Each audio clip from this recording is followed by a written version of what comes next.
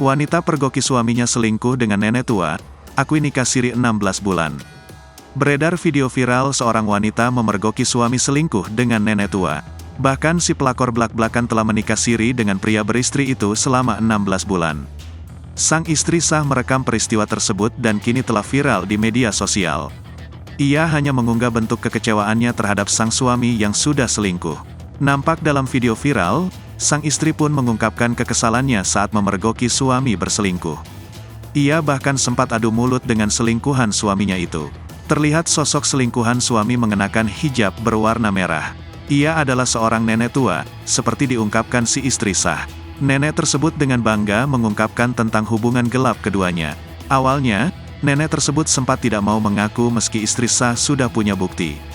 Sampai akhirnya, karena terpojok akhirnya nenek tersebut mau mengakui bahwa punya hubungan dengan suami istri sah.